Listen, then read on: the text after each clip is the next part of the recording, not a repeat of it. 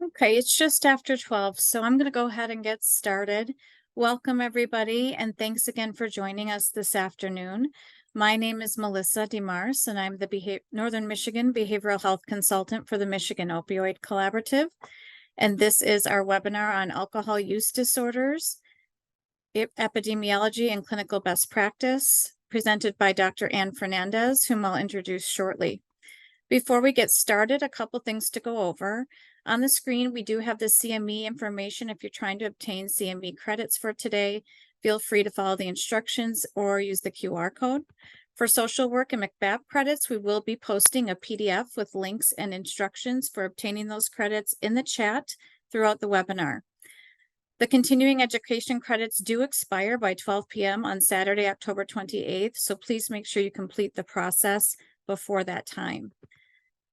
Please make sure you remain muted if you are not sharing. If you have questions, please use the Q&A function instead of the chat. We have a lot of people attending today, so this makes it easier for us to monitor the questions. If you look towards the bottom of your screen, the Q&A icon is between the participant and chat icons. Please click on Q&A and post your questions there. We'll be monitoring the Q&A section and we'll do our best to make sure all questions get answered. Finally, if you haven't already, please sign into the chat with your name, email address, and organization. If you didn't register and are attending, or if your Zoom screen name is not your full name, this is the only way we can verify you as an attendee and get you the resources from today. Thank you, we appreciate it. So I'm going to share a brief overview of the Michigan Opioid Collaborative. We are an interdisciplinary team supporting providers and communities to increase office-based addiction treatment and expand care and improve quality of care with patients with opioid use and other substance use disorders throughout Michigan. The MOC is grant funded through Blue Cross Blue Shield and the Michigan Department of Health and Human Services. We offer free same-day consultation services to help provide evidence-based quality addiction treatment. Our team of physician specialists are available to help with patient case questions related to treatment and management of substance use disorders Monday through Friday, 9 to 5 p.m. Eastern Standard Time. The MOC offers quarterly introduction to buprenorphine trainings as well as webinars on a variety of educational topics such as addiction, stigma, and substance use. Many of our trainings and webinars offer free CMEs, CEUs, and McBath credits. All of the MOC educational events offering CMEs do meet the new DEA 8-hour substance use disorder education requirement. We have created toolkits for providers to have more resources when treating patients with multiple substance use disorders. All of our resources and toolkits are available through our website. Okay, with that, I'm going to stop sharing my screen and introduce our presenter. Dr. Fernandez is a clinical psychologist whose research focuses on interventions for alcohol use disorders, including brief motivational interventions in healthcare settings. Her work focuses on developing screening and intervention approaches to reduce risky alcohol use among elective surgical patients. She is also interested in the broader area of health psychology and medical decision-making, and has conducted research on vaccination, cancer prevention, and health-related quality of life. We want to thank you, Anne, for being with us today, and I'm going to hand it over to you. Thanks so much.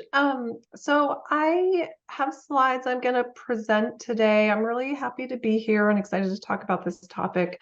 It's very near and dear to my heart, as well as my own clinical work that I do. I just see patients at University of Michigan in our outpatient clinic, as well as an alcohol-related liver disease clinic here, as well as do research. A lot of my research focuses on alcohol use. So I just wanted to say before I jump in, I put slides together on this topic, and I always try to really imagine my audience when I'm thinking about slides, but it's hard to know exactly, the range of expertise and interest.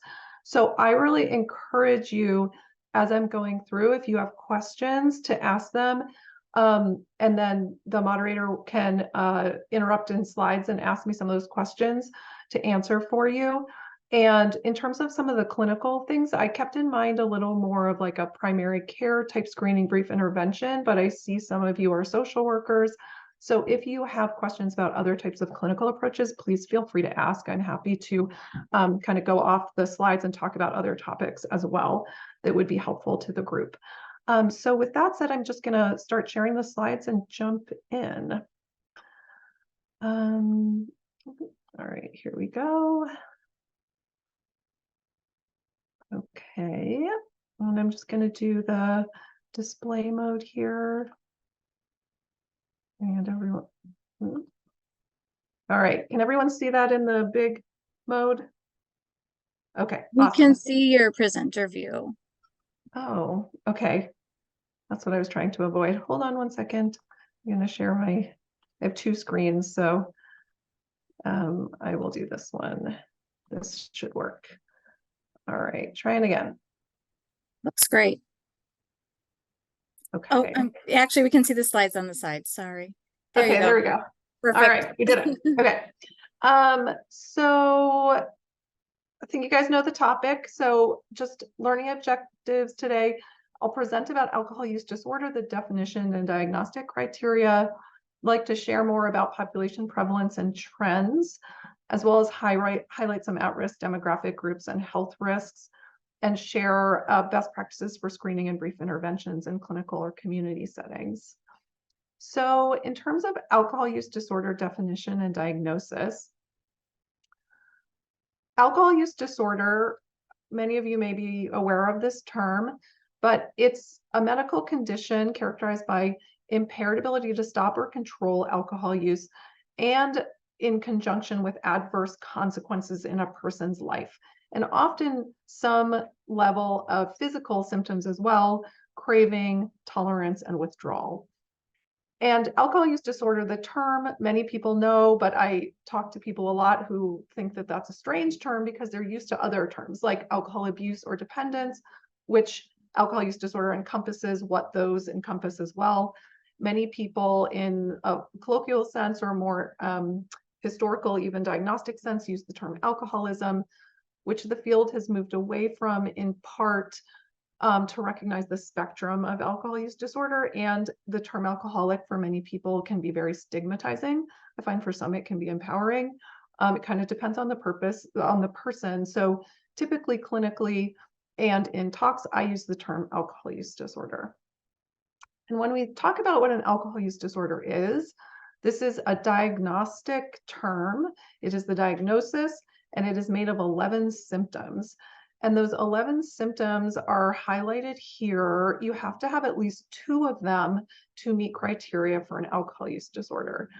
And that includes those physical symptoms I mentioned, like withdrawal or tolerance that are happening in a person's body, and other things that often are more observable on the outside subjectively, a person increasing how much they drink or the frequency or length of time, their inability to control their use, or a desire to stop, lots of time using, obtaining, or recovering from alcohol while giving up other activities in favor of spending more time using alcohol or using alcohol during those activities.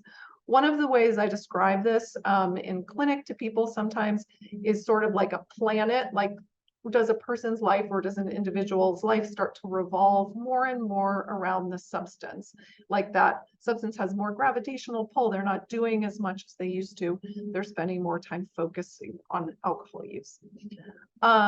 So off this, another criteria is giving up their use, or sorry, continued use of alcohol despite medical or psychological conditions that are negatively impacted by alcohol, recurrent difficulties in fulfilling other obligations and roles in their life, recurrent use in hazardous situations. So this could be driving, this could be risky sexual situations, but hazardous situations, you know, like where bars may be getting into fights, craving or just strong desire to consume alcohol, and continued use despite personal challenges, sometimes with relationships and work and other things. So if someone needs 2 of those, they would get a mild use disorder. 4 to 5 of those symptoms are considered moderate, and 6 or more are considered severe. And this was a big shift in how we conceptualize alcohol and other drug addictions, that's taken place over time to see it as a spectrum rather than a binary. So originally it was you're alcoholic or you're not alcoholic. And then it was alcohol abuse versus dependence. And now it's more and more being seen and scientifically being validated as a construct that has a continuous presentation in individuals, where someone can have a more mild problem or a very severe problem, which I'm sure you have seen anecdotally in your lives as well as clinically. And when we talk about diagnosis, diagnosis is a more formal process. Often this is going to be done by a specialist, a social worker, a psychologist, a psychiatrist, sometimes a doctor. But there are also other ways to detect hazardous alcohol use that may or may not, that may indicate potentially having an alcohol use disorder, which I'll talk about just in a little bit later. So in terms of epidemiology of alcohol use, so there's a big survey that takes place every decade in the United States. The most recent one just took place, so I'm eagerly awaiting the data publications that come out of it. But when we've looked at this every decade survey over the past series of years, you can see from this line a pretty obvious trend in which alcohol use is increasing in the population, and also the rate of that increase is starting to go up. So this is anticipated to continue over this most current decade based on data that's available. And so 1 in every 8 Americans has an alcohol use disorder, and this is probably actually much higher at this point, which is fairly alarming when we think of the incidence of other chronic conditions in the United States. And concerningly, the trends where it's gone from about 9% of people, or 8.5% of people with an alcohol use disorder, to 12.7 is a percent change of 49.4%. So a 50% increase over that decade, which we, again, all data points to that trend continuing to go up. Oops, sorry, my clicker's not working. So as we see this trend in alcohol use disorders increasing, we also see alcohol use disorder related mortality increasing in the US. So this map of the United States, anything that's pink in color or a deep purple is increasing mortality. And the percent change in some areas, as you can see with this kind of deep purple, is sometimes up to doubling or tripling over time. And in Michigan, you can see that in some areas. Most areas have increased. I'm actually happen to be in New England right now. I'm from Rhode Island. Is a very, troubling trends in some of those areas, that mortality from alcohol use, thereby also the upstream alcohol use disorders, are increasing pretty quickly in some of these areas of the country. And so as practitioners, we think a lot, I think, about chronic health effects, social effects, ill effects of alcohol use, and don't always maybe fully wrap our heads around how much impact this has just on mortality and morbidity from a health perspective. And this data is really striking in that sense. Another contrast that I often like to point out when I'm talking about alcohol and alcohol use disorders is comparing it with opioids. So there's this huge national conversation constantly going on over the last 10 years about opioids overdose, fentanyl, and all very tragic, terrible addiction and overdose statistics. However, we often don't talk about the same trends that are happening in alcohol use and are actually much more severe. So if you look at this slide moving from the bottom up towards the top, alcohol kills 140,000 plus people every year, while opioid overdose or overdose deaths in general are 80,000. And emergency department visits are much, much higher for alcohol-related events than for opioid-related events. And the number of people with an alcohol use disorder relative to an opioid use disorder is strikingly higher. And the percent of the population that uses alcohol is enormous, up to 80% plus of the population while a relatively small fraction uses opioids, at least in a misuse. So I like to anchor the conversation in this just because a lot of times alcohol is very normalized.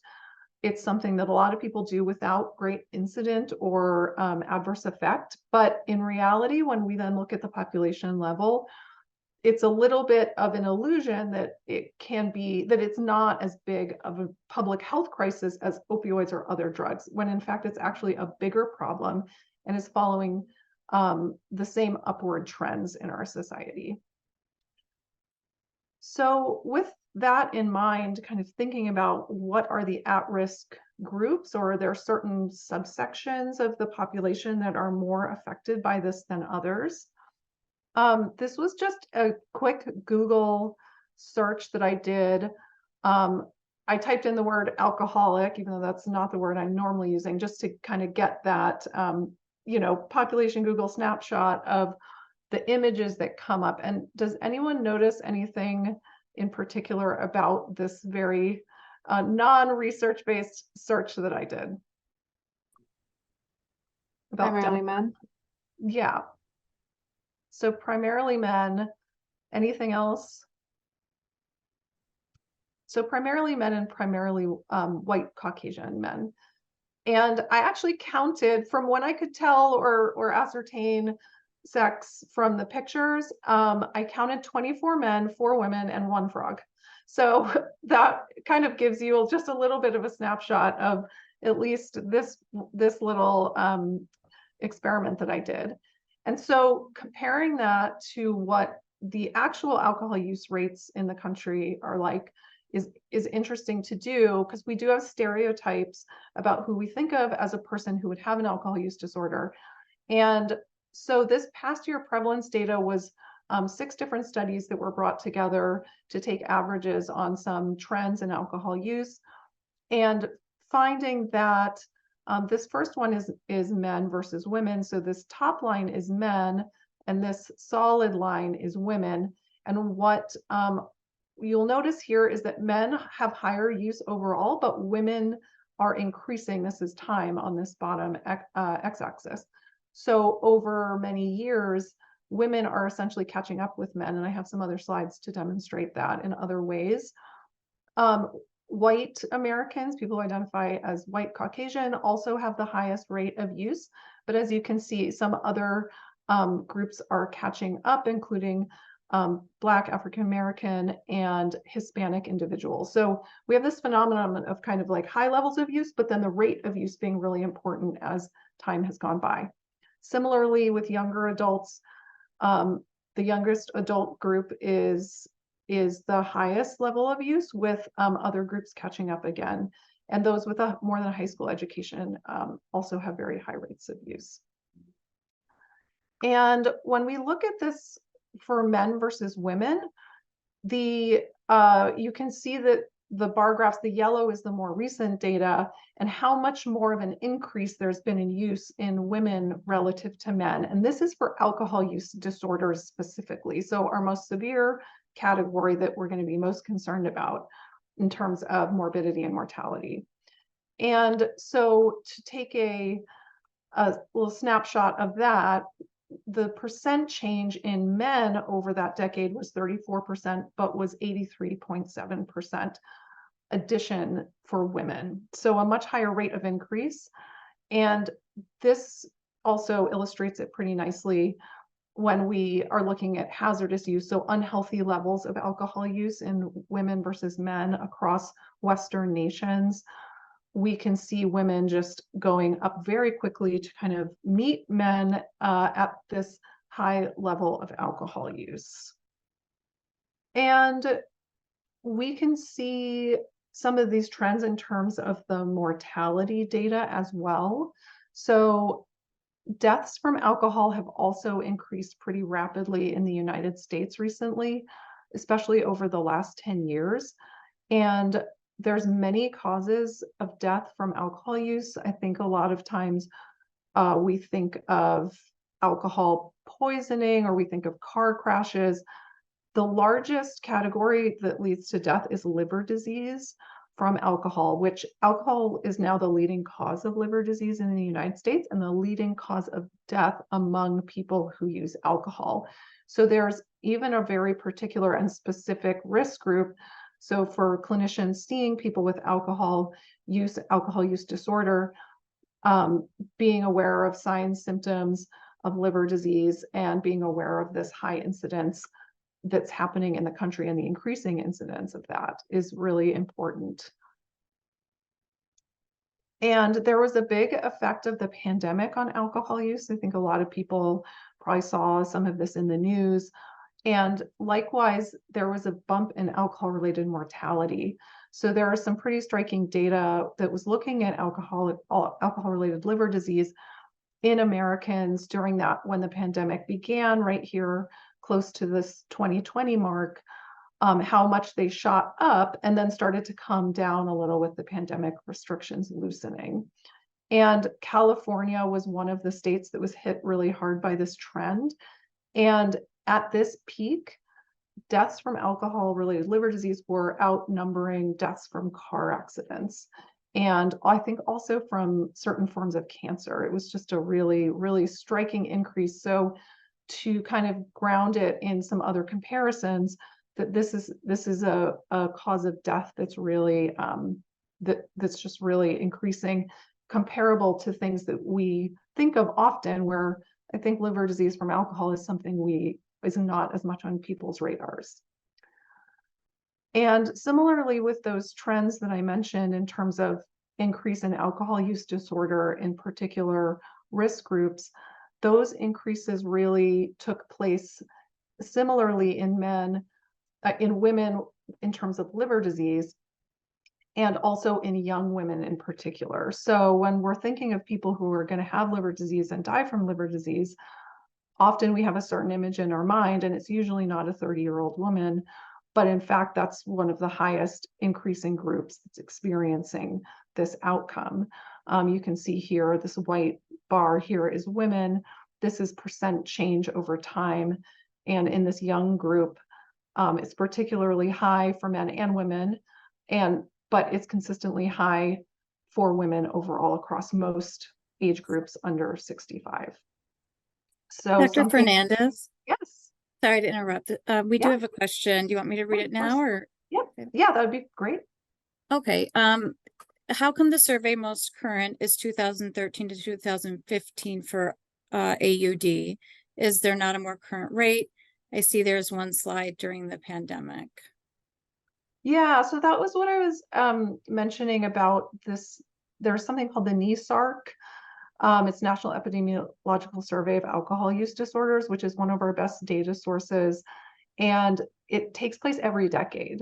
And they just finished it for this decade. So some of that data I'm showing is our most recent data from that survey, which I think I check online to see if anything's been published from the new version every once in a while recently, because I'm just waiting for it. But there is NISDA. There's some other data sets that have other updates. Just that one particular survey that is a really good marker of alcohol use disorders is a every decade survey, unfortunately.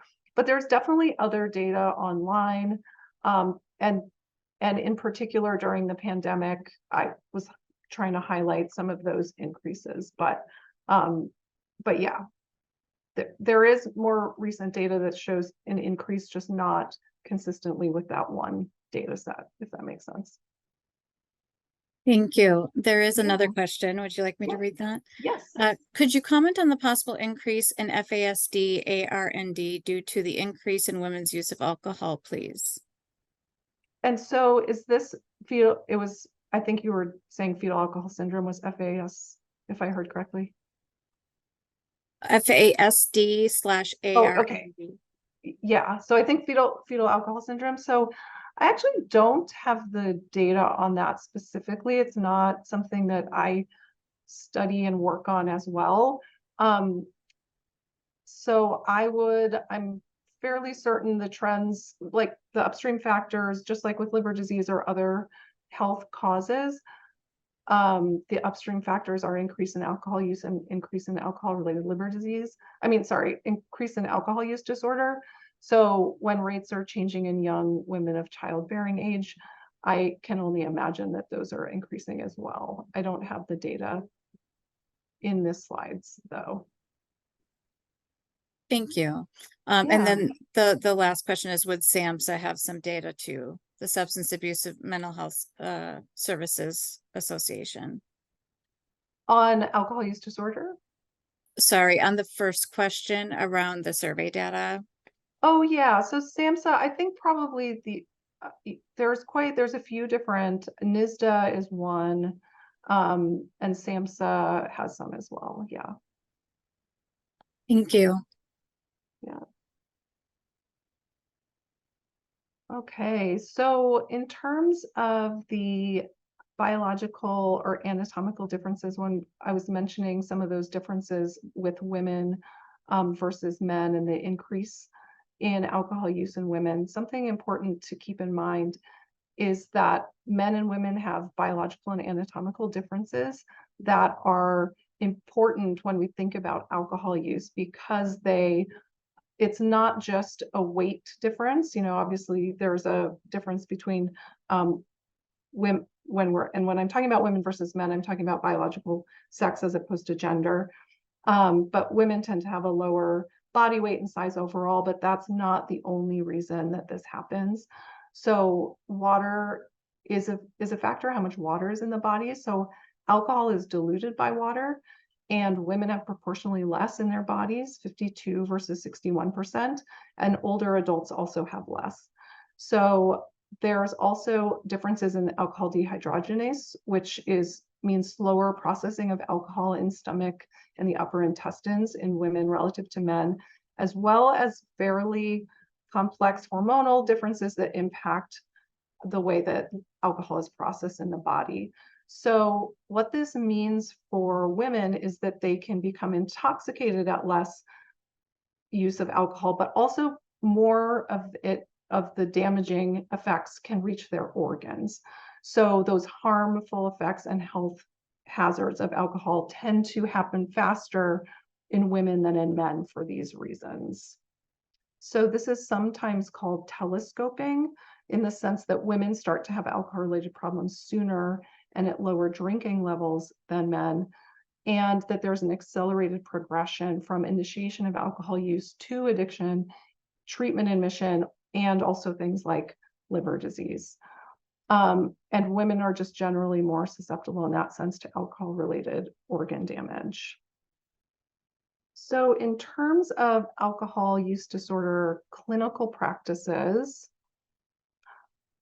I want to sort of couch some of the discussion within the changing AUD trajectory and things that probably need to happen in order to curb this. And it's really a very broad set of interventions or policy changes to make a major change in population level trends. We can't do all of it at an individual level as clinicians, of course. And so things at level of policy are really impactful on trends in the society. So likely interventions need to happen at that level. Public health efforts at an organizational setting like integrated care, interpersonal in families and communities, as well as the individual level, which is a little more about what I'll talk about today, given our focus of this session and the clinicians that are here who are meeting with people one-on-one. And most interventions and published research are focused on interventions and research that do assess at the individual level, including things like attitudes, belief, and demographics.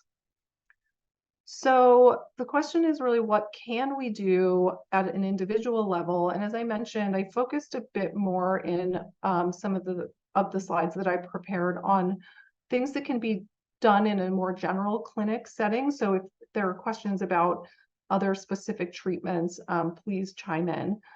But generally, one of the most well-known practices that can be done across multiple types of healthcare settings, community and counseling settings, is to do screening identifying alcohol use or alcohol use disorders, brief interventions for harmful drinking and alcohol use disorder, and then referring for those people who have the more severe manifestations of alcohol problems, which are the more moderate to severe alcohol use disorder.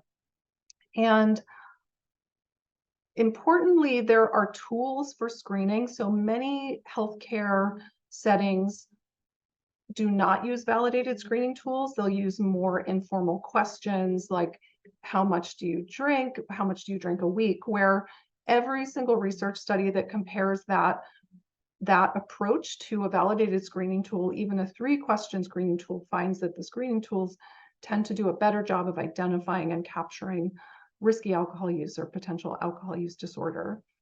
And there are quite a few of these tools that have been validated.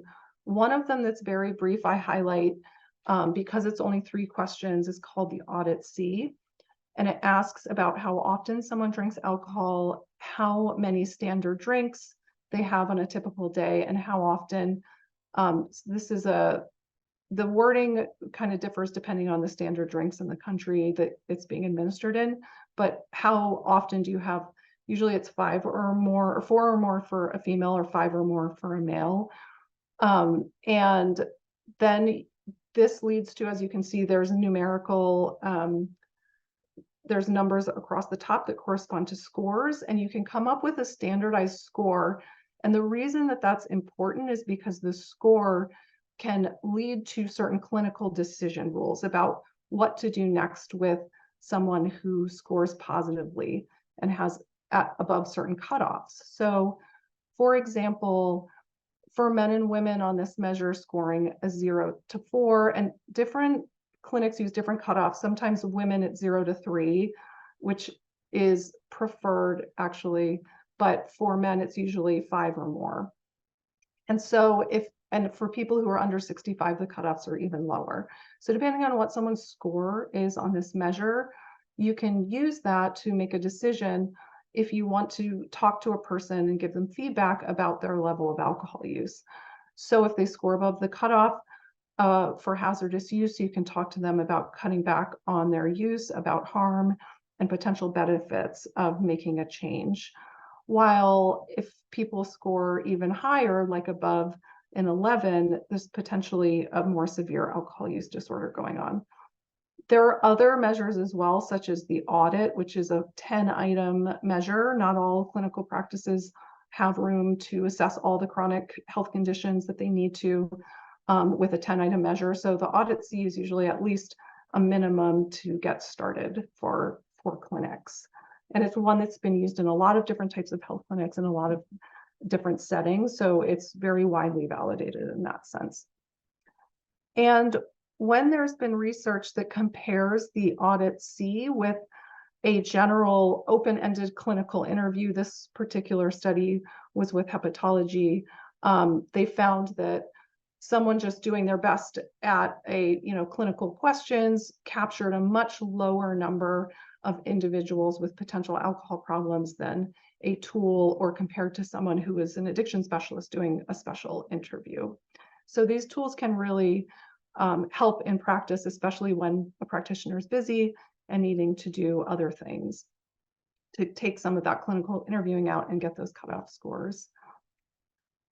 So another really helpful tool for estimating or detecting alcohol use in an individual is alcohol biomarkers. So some clinics can do this more easily than others. The 2 that we use most commonly in the clinics I've worked in include ethyl glucuronide for short, which is a urine test. Many addiction clinics already do urine screening, and it can detect alcohol use for the last 3 to 5 days with fairly high sensitivity and specificity. The other really strong alcohol biomarker that less people are aware of is called phosphatidylethanol, or PEth for short. And this is actually a blood biomarker. So in some settings, when determining someone's alcohol use is really imperative for various reasons, this test can be really helpful. It has very, very high sensitivity and a low rate of false positives, and the thing that's been really a breakthrough in terms of testing is that it can detect 2 to 3 weeks of use as opposed to a few days, and sometimes up to a month. And quantitatively, it is meaningful. So while ethyl group, the numeric value that you get back, doesn't give you a sense of how much someone has been drinking, the PEth value can indicate more heavy chronic use versus lighter use. So it's a really useful test for clinics that have the resources and want to implement it, and is something that both in research and clinical practice I found has been really helpful in terms of detecting alcohol use, and initiating discussions with people about that use when needed. So those are ways to detect and screen for alcohol. And I'll talk a bit more now about what to do when positive scores come back, or the next step is to talk to the person about their alcohol use and counsel them about alcohol use reduction. So the term that's widely used for this practice is SBIRT, screening, brief intervention, and referral to treatment. It's a service like blood pressure or cholesterol screening. It's billable through insurance. And the main steps are using, like I had mentioned, a validated set of screening questions and using those cutoff scores to drive a short conversation with patients who are drinking above recommended amounts, and then making referral to treatment when appropriate. So there are so many publications and manuals that go into these practices more briefly than I can get into here. But for those who are interested, I have a few up here. They're published by SAMHSA, World Health Organization, and a lot of other organizations. If people are interested, you can Google that and find many, many helpful articles. So it's much beyond the scope to go into all the brief intervention practices, but I'm going to try to hit on what the main effective components are that people can incorporate into conversations with people about alcohol, and mention a few of the pitfalls that often people fall into when they're talking to patients about alcohol use. So one of the first ones, so I mentioned screening, and I'm sure you've all had this experience. You go to a doctor's office or clinic, you fill out information. Sometimes it feels like you fill out the same information 5 different times. It seems to go in a file, and it's unclear if the doctor ever sees it. So that's a big barrier to screening being effective. So patients do, when they do studies of this, patients do often feel like their doctors or clinicians don't actually review health information, and then it doesn't always get discussed with them. Impacts, the patient's trust or feeling like that information is being used. So doing alcohol screening, actually using that information is really important, not to just do it to do it, but to use it clinically. So this is just another example. This is using the audit, which is what I mentioned is the 10-item version of the audit C. Or the DAST, which is a drug use measure. This is just showing how you can use these scores to drive the conversation using really clear cutoffs, where lower scores require just some brief information or about alcohol use, while if someone is in a risky tier, you would do a more focused conversation called a brief intervention. And when it's a more harmful level, you would also refer that person to treatment. Dr. Fernandez? Yeah. There's a question. Did you want me to save it or? Sure, yeah, jump in. Okay. I have had patients get very angry with PETH screening for LFT elevation. They swear it is wrong. Is there anything that can cause a false positive? So it's very rare. So one of the things that can happen is blood transfusion. So in rare events, if someone's had a blood transfusion, it can be that there could be alcohol in the blood of the transfusion. So that's one time it's happened in studies. When the scores are very low, it is possible that it could be a very small amount of drinking from a more distal past. So that can happen. And I've had the same situation many, many times where a patient will just swear up, down, right, and left that a test is inaccurate. And when the scores are very low, I sometimes am a little more, can believe that that could be true a little more. When they're very high, it's very unusual that that would happen. However, the caveat that I would say is there's no perfect biomarker and there's no perfect test. And so whenever I think about testing, it's a data point, and you have to incorporate your data point with the other information you're getting from a person. And the way you present the information can also really change the conversation. Although sometimes it doesn't matter how you say it, the person will say no. I think sometimes that can be accurate, and sometimes it can be that a person doesn't want to share that information. So in those cases, trying to have a conversation with the person, talking to the person, this is one data point. We always talk to our patients about this. We don't just take this at face value. I want to hear what's going on with you. I'm here to help you. And trying to couch it into a positive, that this is an opportunity for a healthcare provider to be aware of what's going on. Trying to think about like how can you frame the conversation so that disclosing is of benefit to the participant, and many people just, they don't want to feel judged, or sometimes in the case of liver disease, there can be some major consequences for use. So it's not a simple thing. There's actually a publication, I think it's in press right now, that should be coming out soon, that Scott Winder, who's a psychiatrist here at University of Michigan, wrote, and I helped to co-author. He was the major driver of this paper, but it's called What to Do with Discordant PEth. So the whole paper is about clinically, how do you manage discordant PEth in a compassionate conversation? What are next steps and other things you can do? So I think that should be published relatively soon, because I think it's a really important clinical area, especially when there's some high stakes issues attached to those test results, which there can be in cases of courts or liver transplant or other things. That's a really good question. Yeah, so jumping back in, so for brief interventions, one of the ways that I encapsulate this is this idea of just advising and assisting. And this is some of the things, without going into all the details of what could be in a brief intervention, which are more in those manuals, but there's a few really basic things to do. One of them is to state your conclusion and recommendations very clearly. Based on your audit score, you're in this risk category.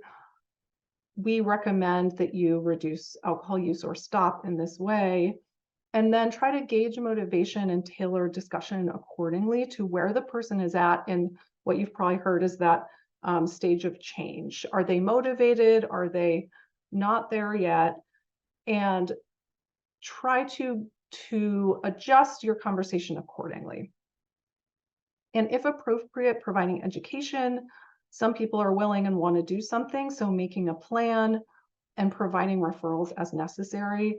There's a communication style called motivational interviewing that can be really helpful if you have training or are interested in training, that can help. It's to help guide these conversations and use that skill set to help guide people towards change, even if they may initially feel defensive about that. And I wanted to really highlight this phenomenon that happens with alcohol use relative to some other chronic health conditions. So you can imagine if someone has diabetes or prediabetes, there's a very straightforward conversation. Here's your diagnosis, here's the risk, here's what we think you should do. And the same thing happens a bit for smoking. So this was a qualitative study that looked at recorded conversations between doctors and patients about smoking. And the finding was that the smoking related conversations were very direct and straightforward, and the alcohol conversations were very vague, unfocused, and uncomfortable on the provider side. So this example is a provider saying, you should quit too, to the wife of this patient. Bring your whole household in. I'd like to see you have a little bit more of a plan in place. So very direct, very specific. While in alcohol, the examples were things more like, you're going to need to be careful about that. You should be careful not to get yourself into trouble. So there's really a big difference in how clinicians sometimes initiate these conversations. For whatever reason, we could hypothesize, I'm sure, about why, but that really needs to change. And it's something that's really good to be aware of as a clinician, as you monitor your own behavior, is what is your language? Are you speaking directly and in a straightforward way, but also a compassionate way, working with someone's motivation, just like you would with smoking, but also being really clear about what you see and what you recommend is really important, even in a brief intervention. So the other pitfall that a lot of clinicians or clinics can run into is there also needs to be follow-up and support. So these really aren't one-time conversations and assessments. And just like any chronic health condition, you wouldn't expect smoking or diabetes to be a one and done conversation. This would be an ongoing follow-up, support, and plan that acknowledges the waxing and waning nature of an alcohol use disorder or of drinking behavior in general. And I think that is something, just like those conversations that often are a little bit squishier for alcohol. Likewise, some of the follow-up and planning and support, like, hey, I want to see you back in 6 months and see how this went in like a primary care setting, or in a more social work, psychology, psychiatry practice, maybe, next month when you come in, I'd like to follow up with you about this. So really plan to and make that statement to the patient, following up at the next visit, checking in about change, supporting any positive change, and reassessing and diagnosing risk criteria at intervals. It changes. People can relapse, people return to drinking, people return to high levels of drinking even after low risk. And then again, making referrals as needed to addiction specialists if that's needed. The vast majority of people with alcohol use disorders or risky drinking, maybe you've seen that pyramid, where the base of a pyramid is people with more mild to just hazardous use or mild alcohol use disorder. So the majority of patients actually do fall into those categories. And as you move up into severity, moderate and more severe alcohol use disorders, the numbers get smaller, but the needs are greater. So those are the patients that really need those referrals, but the majority of them can often be managed in less intensive settings.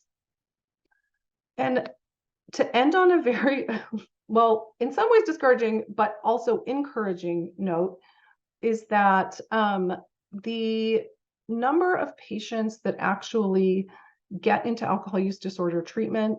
So this is a study that was done with liver disease patients, but the numbers are almost exactly the same as with alcohol use disorder as patients in general, which is that people with alcohol use disorders, only about 10% of them go to specialty treatment that get any kind of treatment or relapse prevention medications.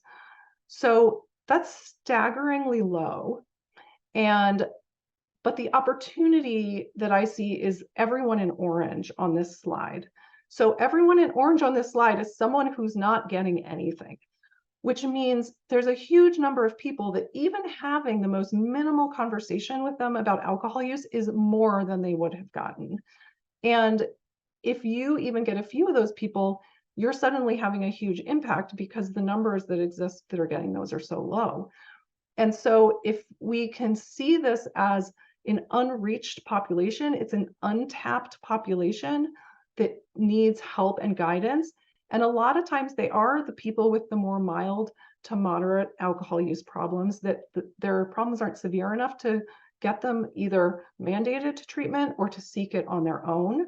So if we start to kind of lower our bar about like, who are we going to talk with about alcohol, engage those people in discussions, refer them to treatment, any success we have is moving the needle.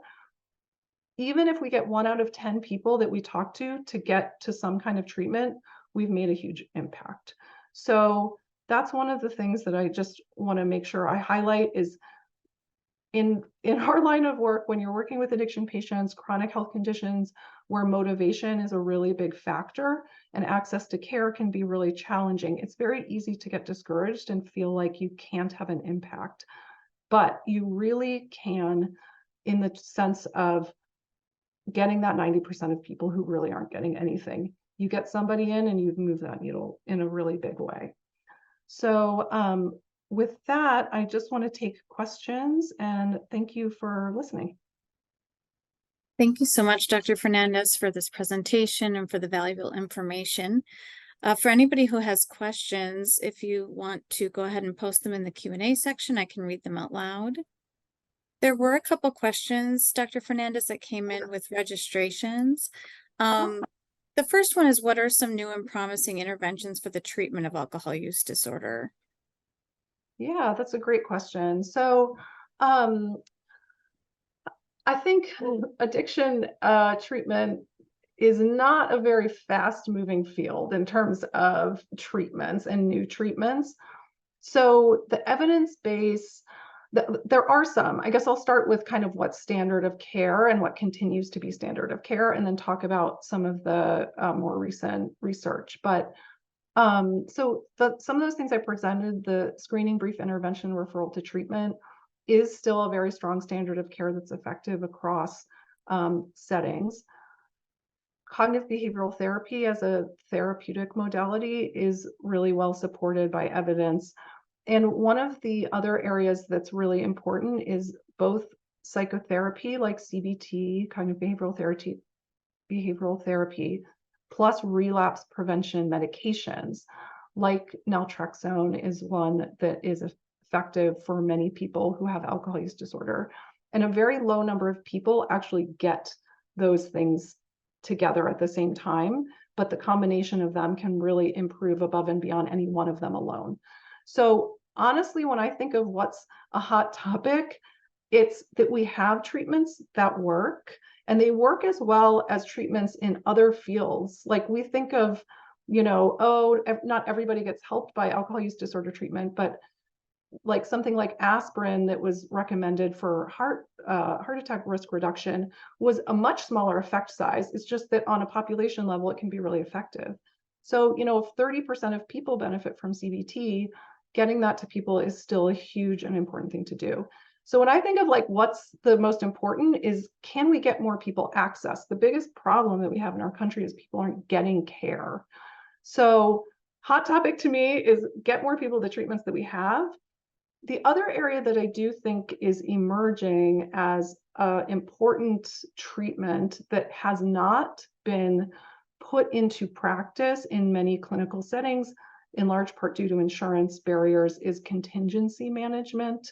So the most evidence-supported treatment for alcohol and other substances is actually something called contingency management, which uses incentives to reward desired behavior. So alcohol abstinence is actually rewarded by sometimes money. Like someone blows in a breathalyzer, has negative screens, they get small amounts of money to reinforce that behavior. Or you get incentivized to go into your clinic treatments.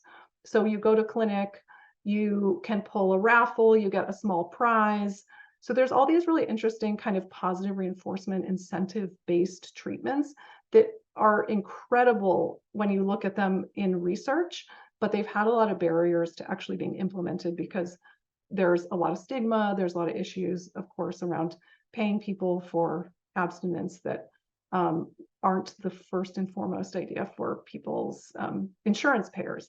So, but I think when I think of, okay, here's something that a lot of people aren't using and don't know about, that's one of the things that comes to mind. Thank you.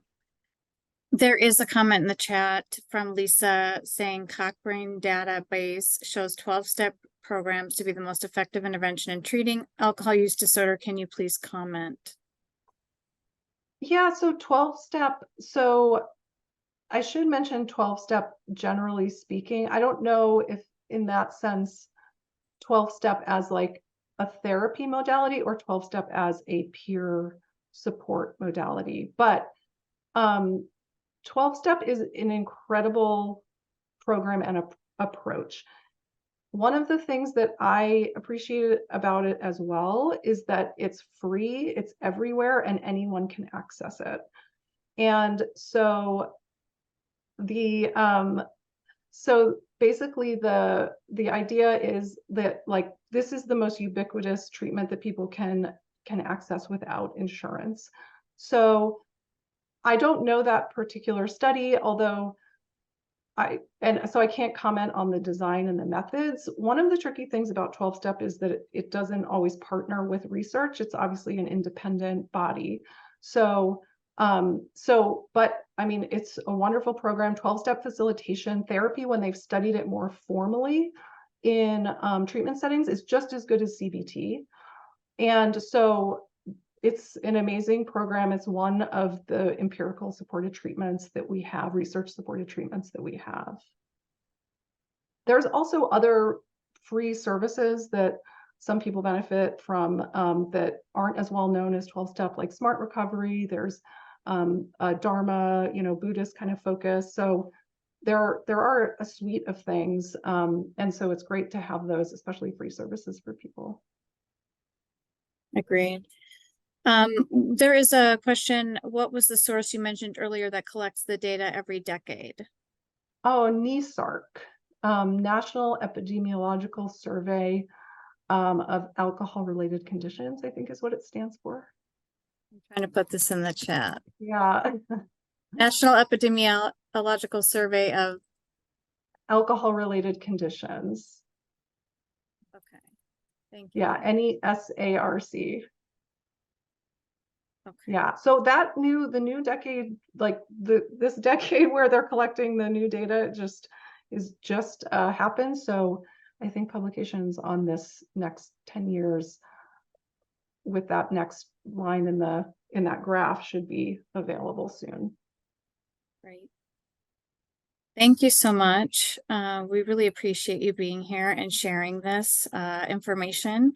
We will send out the slides to all attendees.